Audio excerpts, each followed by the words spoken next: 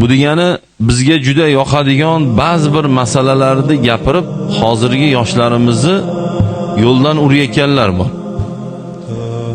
Ya'ni bunday olib qaraydigan bo'lsangiz, ularda aytayotgan gapi bizga juda ham ma'qul. Agar yoqishga oladigan bo'lsa, menga ham yoqadi. Shulardan bittasi bemalol bo'lsa ham safarda sunnat o'qimay qo'yor deyishi.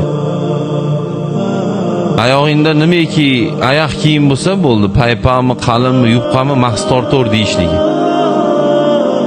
3 taloq desa ham 1 taloq tushaveradi deyishligi. Va o'zing hadisda nimani topsang, bo'ldi shunga amal qilib ketaver.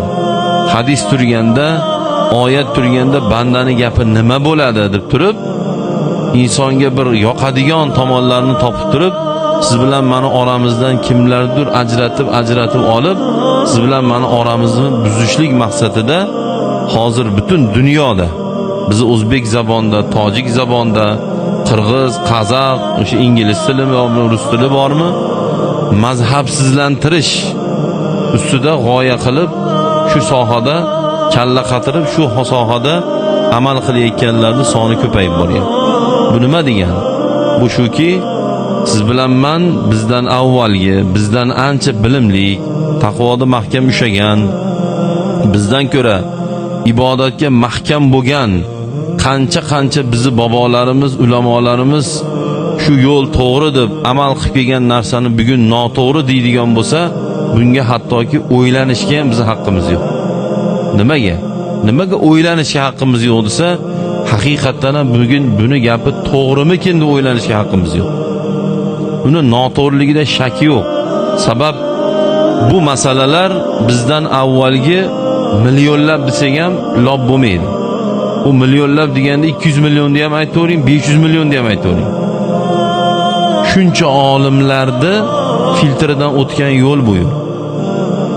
Shuncha olimlar tan olgan yo'l bu yo'l.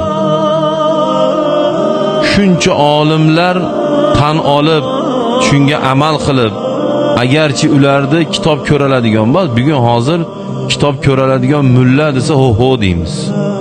Kitob ko'raladigan mulla degani bizning tilimizda bitta kitobni ochib, arabiy kitobni ochib o'qib, bemalol tushunib ketadigan odamni aytadi.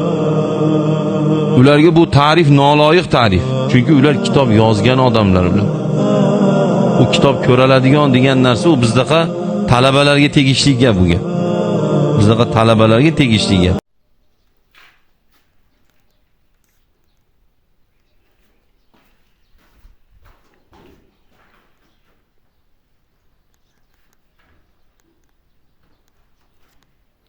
Bu pardaga bu. Ham pardaga. Buni metrosi pastga qo'yilgan.